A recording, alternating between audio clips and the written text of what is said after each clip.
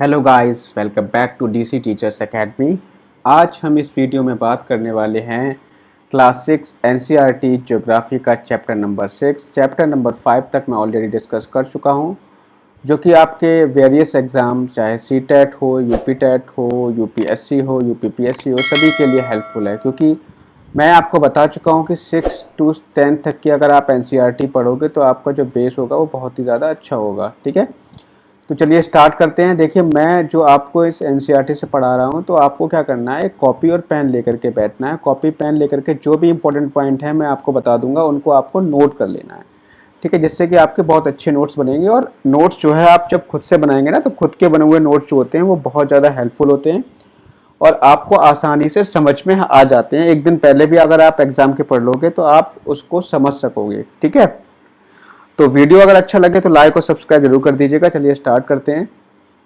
आज हम पढ़ने वाले हैं पृथ्वी के प्रमुख स्थल रूप के बारे में। स्थल रूप का मतलब यह है कि पृथ्वी जो है हर एक जगह एक जैसी नहीं होती है। कहीं पर जो है समतल मैदान पाए जाते हैं, कहीं पर पहाड़ वगैरह पाए जाते हैं, कहीं पर पठार पाया जाता है, कहीं पर नदियाँ पाई जाती हैं, कहीं पर झरने पाए जाते हैं, कहीं पर आपका मरुस्थल पाया जाता है। तो इस तरीके से वेरियस फॉर्म होती हैं स्थल रूप की, तो उन्हीं के बारे में आज हम चर्चा करने वाले हैं। ठीक है, तो यहाँ पर देखो, स्थल रूप दो प्रक्रियाओं के परिणाम स्वरूप बनते हैं। कौन सी प्रक्रिया होती है? प्रक्रिया जो होती है, एक तो होती है आंतरिक प्रक्रिया और एक होती है बाह्य प्रक्रिया। ठीक है, अभी मैं बताऊंगा कि आंतरिक बल क्या होते हैं और बाह्य बल क्या होते हैं, उनके बारे में मैं चर्चा करूंगा। यहाँ पर देख लीजिए, पहाड़ी वह स्थलीय भाग है जो कि आसपास की भूमि से ऊंची उठी होती है। 600 मीटर से अधिक ऊंचाई व खड़ी ढाल वाली पहाड़ी को पर्वत कहा जाता है। अगर कोई पहाड़ी जिसकी ऊंचाई 600 मीटर से ऊंची है तो उसको हम क्या कहेंगे? पर्वत कहेंगे। ठीक है, इतनी बात आप समझ गए होंगे। तो अब यहाँ पर देखो, इस फिगर में आपको बहुत सारी चीज़ें दिख रही होंगी। जैसे देखिए, ये पर्वत है और एक तरीके से पर्वत को अगर हम क्रम से लगा दें, इस तरीके से यहाँ क्रम से लगे हुए हैं, तो एक पर्वत श्रृंखला बन जाती है। और पर्वत जो बीच में से कट जाता है तो वहाँ पे घाटी बन जाती है। पर्वत से थोड़ी ऊंची ऊंची होती है, उसको हम पहाड़ी कहते हैं। ठीक है, कुछ एक तरीके से पठार जो समतल होता है और लेकिन मैदान से थोड़ा ऊंचा उठा हुआ होता है, उसको हम पठार कहते हैं। झीलें यहाँ पे दिखाई गई हैं। नदियाँ, सहायक नदियाँ, मतलब जहाँ एक मेन नदी होती है और दूसरी नदी आकर के, मतलब छोटी नदी आकर के अगर बड़ी नदी से जुड़ जाती है तो उस छोटी नदी को हम क्या कहते हैं? सहायक नदी कहते हैं। या आपको मैदान दिख रहा है, तो इस तरीके से बहुत सारी चीज़ें हैं। ये चीज़ें आपके एग्ज़ाम में पूछ ली जाती हैं। तो चलिए अब हम देखते हैं। तो देखो, पहली प्रक्रिया मैंने क्या बताई थी आपको? आंतरिक प्रक्रिया होती है, दूसरी क्या होती है? बाह्य प्रक्रिया। ठीक है, तो ये दो चीज़ें ऐसी होती हैं जिसके द्वारा पृथ्वी में क्या होता है? परिवर्तन होता है। पृथ्वी का जो स्थल रूप होता है वो चेंज होता है। तो आंतरिक बल और बाह्य बल, दो बल हो गए। पृथ्वी के टूटकर घिस जाने को हम क्या कहते हैं? अपरदन कहते हैं। ये तो पता ही होगा, आप पढ़ते हुए चले आ रहे हो पहले से। अगर पृथ्वी कहीं से की सतह टूट जाती है, या वो चाहे पानी से हो, चाहे हवा से हो, चाहे बारिश से हो, तो उसको हम क्या कहते हैं? अपरदन कहते हैं। अपरदन की क्रिया के द्वारा सतह नीची हो जाती है तथा निक्षेपण की प्रक्रिया के द्वारा इनका फिर से निर्माण होता है। जैसे मान लीजिए कि यहाँ पर ये कोई आपकी समतल मैदान है ऊपर वाला। ठीक है, तो यहाँ से क्या हुआ, जब बारिश हुई तो ये टूट गया मान लो, तो ये टूट करके तो ये समतल जो मैदान हो गया वो इस तरीके से हो गया। ठीक है, इस तरीके से हो गया। अब होगा क्या? तो इसको हमने क्या किया? टूट कर कोई सतह बाहर निकल गई, उसको हमने कह दिया अपरदन। ठीक है, अब देखो निक्षेपण क्या होता है। निक्षेपण में क्या होता है? कभी कभी हवा के द्वारा, तूफान के द्वारा, आंधी के द्वारा या वर्षा के द्वारा कुछ मिट्टी बह करके यहाँ पर आकर के जमा हो जाती है, जमा होने लगती है। तो ये फिर से जो है अपने पूर्व रूप में आ जाती है, जिसको हम क्या कहते हैं? निक्षेपण कहते हैं। निक्षेपण का मतलब होता है जमाव। ठीक है, तो ये दो प्रक्रियाएं बहते हुए जल, वायु, बर्फ के द्वारा होती है। ये बता चुका हूं मैं। हम विभिन्न स्थल रूपों को उनकी ऊंचाई व ढाल के आधार पर पर्वत, पठार और मैदानों में वर्गीकृत कर सकते हैं। तो देखो, यहाँ पर पहले हम बात करेंगे पर्वत के बारे में। पर्वत पृथ्वी की सतह की प्राकृतिक ऊंचाई है।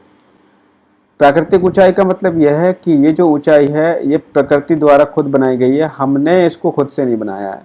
पर्वत का शिखर छोटा तथा आधार चौड़ा होता है। पर्वत जो होता है इस तरीके का होता है। ठीक है, तो इसका आधार जो होता है वो चौड़ा होता है, शिखर जो होता है छोटा होता है। यह आसपास के क्षेत्र से बहुत ऊंचा होता है। कुछ पहाड़ बादलों से भी ऊंचे होते हैं। जैसे जैसे आप ऊंचाई पर जाएंगे जलवायु ठंडी होती जाती है। कुछ पर्वतों पर हमेशा बर्फ जमी रहती है, ठीक है, जिसको हम हिमानी कहते हैं। जहाँ कुछ पर्वत ऐसे भी हैं जो समुद्र के भीतर हैं, जिन्हें आप देख नहीं सकते। कठोर जलवायु होने के कारण पर्वतीय क्षेत्रों में बहुत कम लोग निवास करते हैं। वहाँ का धरातल खड़ी ढाल वाला होता है। खड़ी ढाल वाला का मतलब यह है कि ढाल जो होता है बिल्कुल सीधा होता है उसका, ठीक है। यहाँ कृषि योग्य भूमि की भी क्या होती है, कमी होती है। पर्वत एक रेखा के क्रम में व्यवस्थित हो सकते हैं, जिसे हम क्या कहते हैं, श्रृंखला कहते हैं, ठीक है। तो पर्वत जैसे ये मान लीजिए इस तरीके से, ये पर्वत है, ये पर्वत है, ये पर्वत है, ये पर्वत है, तो एक तरीके से श्रृंखला हो गई पर्वतों की, तो उसको हम कह देते हैं पर्वत श्रृंखला, ठीक है। तो ये जो है आपको यहाँ पर चित्र दिखाया गया है, ये हिमालय का दिखाया गया है। हिमालय जो है एक तरीके से वलित पर्वत का उदाहरण है। किसका उदाहरण है, वलित पर्वत का, हिमालय, ठीक है। तो अब हम आगे बढ़ते हैं। तो यहाँ पर देखो बहुत से पर्वतीय तंत्र समानांतर श्रृंखलाओं के क्रम में होते हैं, जो सैकड़ों किलोमीटर में फैले होते हैं। हिमालय हो गया, आल्प्स हो गया, एंडीज हो गया। हिमालय कहाँ पाया जाता है, हिमालय आपका होता है, पाया जाता है एशिया में।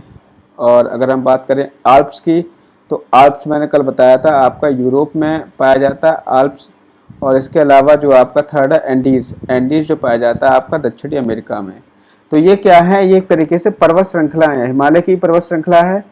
और इन पर्वत श्रृंखलाओं की जो हिमालय की जो सर्वोच्च चोटी है वो क्या है, आपकी माउंट एवरेस्ट है, जो कहाँ पड़ती है, आपकी नेपाल में पड़ती है, ठीक है। तो एक तरीके से ये पर्वत श्रृंखलाएं, हिमालय पर्वत श्रेणी, आल्प्स पर्वत श्रेणी, एंडीज पर्वत श्रेणी, ये पर्वत श्रेणियां हैं। पर्वतों की ऊंचाई और आकार में भिन्नता होती है। यहाँ पर देखो ये इंपॉर्टेंट पॉइंट होते हैं, हमेशा ध्यान रखा करो, इनको जरूर पढ़ा करो। प्रशांत महासागर में स्थित मनाकी पर्वत, इसको हम हवाई द्वीप सागर की सतह के नीचे स्थित है। इसकी ऊंचाई 10,205 मीटर है, एवरेस्ट शिखर से भी अधिक है। तो कुछ पर्वत अभी मैंने बताया कि समुद्र के अंदर भी पाए जाते हैं, तो उनमें एक पर्वत है मानाकी पर्वत, ठीक है, इसको हम हवाई द्वीप पे पाया जाता है। तो मानाकी जो पर्वत है वो आपका समुद्र के नीचे पड़ता है, और इसकी जो ऊंचाई है वो 10,205 मीटर है। और ये आपका जो पृथ्वी पर माउंट एवरेस्ट है उससे भी ऊंचा है, ठीक है। तो पर्वत बेसिकली 3 प्रकार के होते हैं, वलित पर्वत, भ्रंशोत पर्वत और ज्वालामुखी पर्वत। हिमालय तथा आल्प्स वलित पर्वत है। हिमालय और आल्प्स इंपॉर्टेंट पॉइंट है यहाँ पे, इसको नोट करना, ठीक है। हिमालय और आल्प्स क्या है, वलित पर्वत हैं, जिनकी सतह ऊबड़ खाबड़ तथा शिखर शंक्वाकार है। भारत की अरावली पर्वत श्रृंखला की सबसे पुरानी जो है पर्वत श्रृंखला है। भारत की जो अरावली पर्वत श्रृंखला है विश्व की सबसे पुरानी पर्वत श्रृंखला है। ये इंपॉर्टेंट पॉइंट हो गया। अपरदन की प्रक्रिया के कारण यह श्रृंखला घिस गई है। उत्तरी अमेरिका के अपलेशियन तथा रूस के यूराल पर्वत गोलाकार दिखाई देते हैं, क्योंकि इनकी ऊंचाई कैसी है, कम है। ये बहुत पुराने वलित पर्वत है। तो देखो वलित पर्वत आपके 2 हो गए, हिमालय हो गया और आल्प्स हो गया। अब यहाँ पर देखो, जब बहुत बड़ा भाग टूट जाता है तथा ऊर्ध्वाधर रूप से विस्थापित हो जाता है, तो भ्रंशोत पर्वत का निर्माण होता है। ऊपर उठे हुए खंड को हास्ट कहते हैं, और नीचे धसे हुए खंडों को द्रोणिका, ठीक है, क्या कहते हैं, द्रोणिका कहते हैं, या ग्राबेन कहा जाता है। यूरोप की राइन घाटी, वासजेस पर्वत इस तरह के पर्वत तंत्र के उदाहरण है। तो ये कहाँ पर है, यूरोप की राइन घाटी जो है। देखो यहाँ पर होता क्या है, बेसिकली ये जो पूरा एक तरीके से समतल पहाड़ था, तो यहाँ पर हुआ क्या, ये जो द्रोणिका थी वो नीचे चली गई, ये द्रोणिका नीचे चली गई, और ये आपको ऊपर ही उठा रहा है। तो ऊपर उठा हुआ भाग जो होगा, जैसे मैं यहाँ पे एक बार आपको समझा देता हूँ। ये आपका पर्वत है, मान लो, इसको थोड़ा सा पहले मिटा लेते हैं। ये मान लीजिए कि यहाँ पर ये आपका पर्वत है, ठीक है। अब यहाँ पर होगा क्या, यहाँ पर ऊपर से इस पर दबाव पड़ेगा।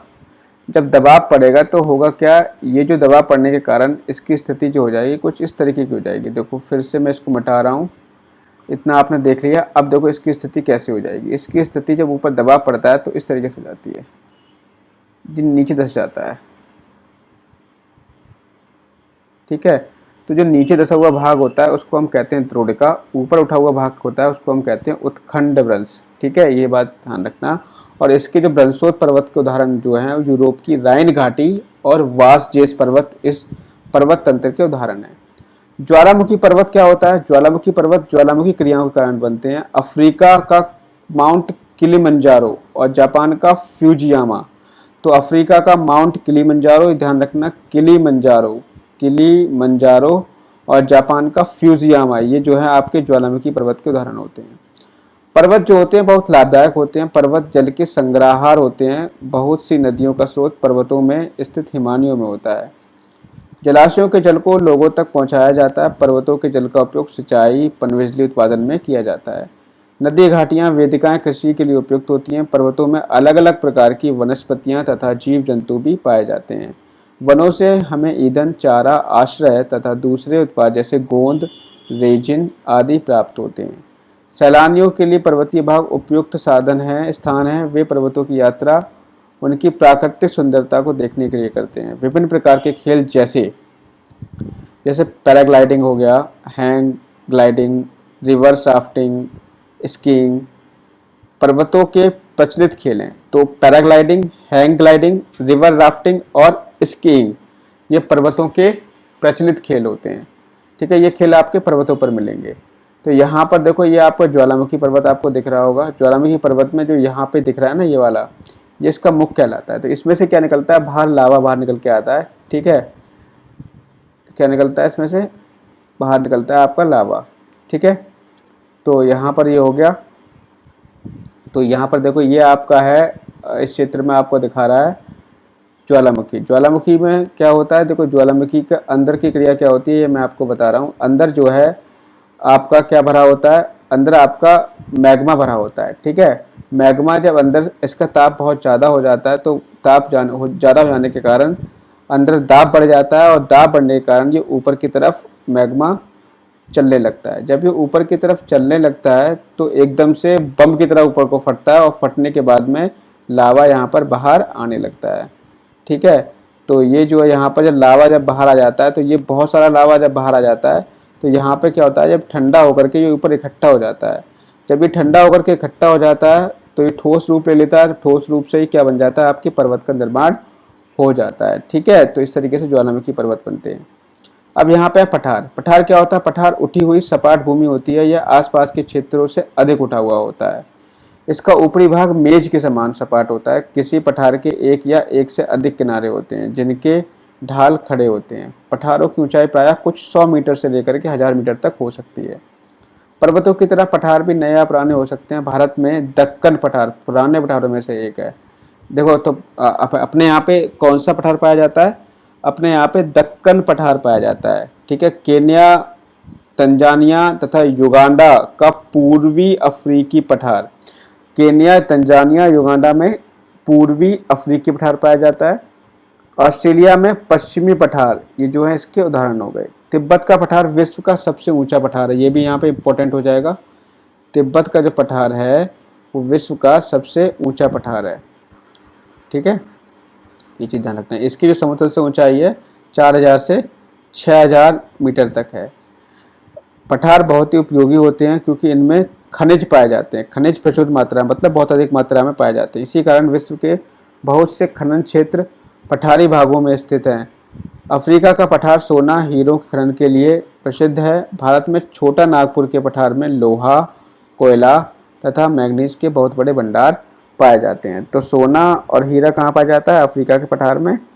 और अपने भारत में एक छोटा नागपुर का पठार है जहाँ पर आपको बहुत सारी धातुएं जैसे लोहा, मैग्नीज या कोयले के भंडार पाए जाते हैं। पठारी क्षेत्रों में बहुत से जलप्रपात होते हैं क्योंकि यहाँ की नदियाँ ऊंचाई से नीचे गिरती हैं। भारत में छोटा नागपुर पठार पर स्वर्ण रेखा नदी पर स्थित हुंडरू जलप्रपात, देखो ये इंपॉर्टेंट चीज़ हो गई ना यहाँ पे। हुंडरू जलप्रपात स्वर्ण रेखा नदी पर है और ये कहाँ पर है? छोटा नागपुर पठार पर। तथा कर्नाटक में आपका मिलेगा जोग जलप्रपात। तो ये क्या है? आपके इसी प्रकार के जलप्रपातों का उदाहरण है। लावा पठार में काली मिट्टी की प्रचुरता होती है। ठीक है, जो उपजाऊ एवं खेती के लिए काफ़ी अच्छी होती है। कई पठारों में रमणीय स्थल भी होते हैं। रमणीय स्थल मतलब बहुत ज़्यादा मन को मोहने वाले स्थल जो पर्यटकों को आकर्षित करते हैं। ये बात हो गई आपकी पठार और पर्वत की। अब हम बात करेंगे मैदान की। मैदान समतल भूमि के बहुत बड़े भाग होते हैं। ये सामान्यतः मध्य समुद्र तल से 200 मीटर से अधिक ऊंचे नहीं होते। कुछ मैदान काफ़ी समतल होते हैं, कुछ ऊर्मिल तथा तरंगित हो सकते हैं। मतलब मैदान जो है समुद्र तल से मैक्सिमम इनकी जो ऊंचाई हो सकती है वो 200 मीटर होती है। ठीक है, ये काफ़ी समतल होते हैं। अधिकांश मैदान नदियों व उनकी सहायक नदियों के द्वारा बने हुए हैं। तो मैदान बनते कैसे हैं? मैदान जो एक्चुअली जो नदियाँ पहाड़ों से निकल के आती हैं तो वो मिट्टी को बहाकर लेकर आती हैं। मिट्टी जब बहाकर लेकर आती हैं तो जो मैदान पर जब गिरती हैं तो एक तरीके से वो उस वहाँ पर निक्षेपण कर देती है। निक्षेपण करने से क्या होता है, वो पूरा स्थान समतल हो जाता है। तो मैदान जो है आपके नदियों और उसकी सहायक नदियों से बने हैं। नदियाँ पर्वत के ढालों पर नीचे की ओर बहती हैं, उन्हें अपर्दित कर देती हैं। वे अपर्दित पदार्थों को अपने साथ आगे की ओर ले जाती हैं। देखो यहाँ पे बोल भी रहा है कि नदियाँ पर्वत के ढालों पर नीचे की ओर बहती हैं और उन्हें अपर्दित कर देती हैं। मतलब पर्वत जो होते हैं उनको काट करके नीचे ले जाती हैं। वे अपर्दित पदार्थों को अपने साथ आगे की ओर ले जाती हैं। अपने साथ ढोए जाने वाले पदार्थों जैसे पत्थर, बालू, सिल्ट को वे घाटियों में निक्षेपित कर देती हैं और इन्हीं निक्षेपों से मैदान का निर्माण शुरू हो जाता है। मतलब यहाँ पर यह हुआ कि आप जैसे मैं यहाँ पे आपको बता दे रहा हूँ कि ये मान लीजिए एक पर्वत है और यहाँ पर जो है एक घाटी बनी हुई है इस तरीके की। ठीक है, तो यहाँ पर ऊपर से नदी मिट्टी लेके आएगी तो मिट्टी ला करके यहाँ पे इकट्ठी कर देगी। इकट्ठी करके जब ये पूरा भर जाएगा तो यहाँ पे क्या बन जाएगा, एक समतल मैदान बन जाएगा। ठीक है, सामान्यतः बहुत अधिक मैदान जो होते हैं अब अधिक उपजाऊ होते हैं। यहाँ परिवहन के साधनों का निर्माण करना भी बहुत आसान होता है, इसलिए मैदान विश्व के सबसे अधिक जनसंख्या वाले भाग होते हैं।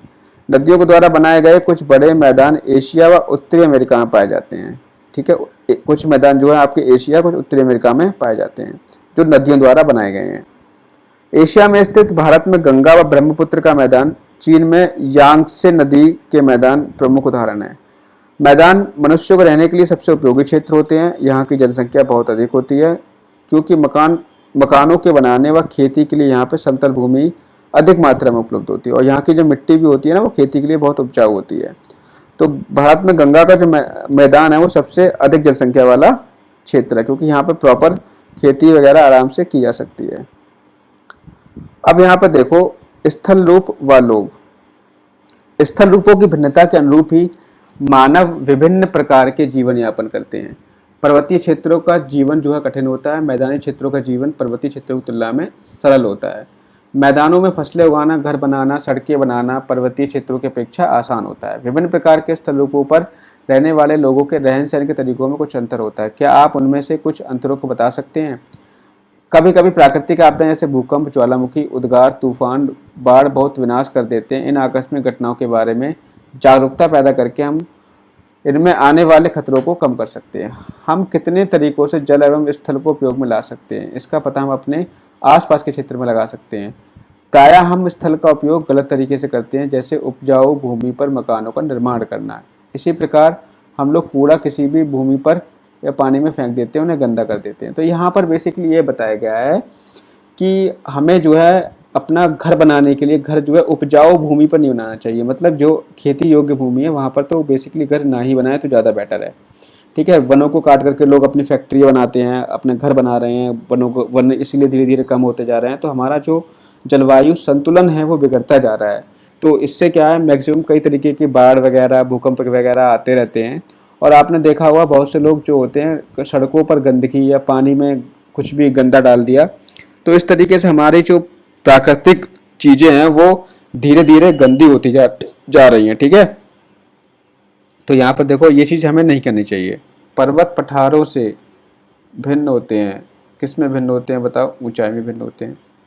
हिमानी कहाँ पाई जाती है? हिमानी पर्वतों पर पाई जाती है। दक्कन पठार कहाँ पर है? दक्कन पठार आपका भारत में है। यांगत्से नदी कहाँ बहती है? यांगत्से नदी चीन में बहती है। यूरोप की एक महत्वपूर्ण पर्वत श्रृंखला कौन सी है? तो यूरोप जो है आपका आल्प्स पर्वत श्रृंखला जो है आपकी यूरोप में पड़ती है। तो आज के वीडियो में सिर्फ इतना ही रखेंगे और ये सीरीज़ आपकी चल रही है ज्योग्राफी की। आप जुड़े रहिए चैनल से और आपकी जो समस्त जो भी आपकी ज्योग्राफी है, पॉलिटी है, हिस्ट्री है, वो आपकी तैयारी इसी चैनल के माध्यम से करा दी जाएगी। मिलते हैं नेक्स्ट वीडियो में। Thank you, have a nice day.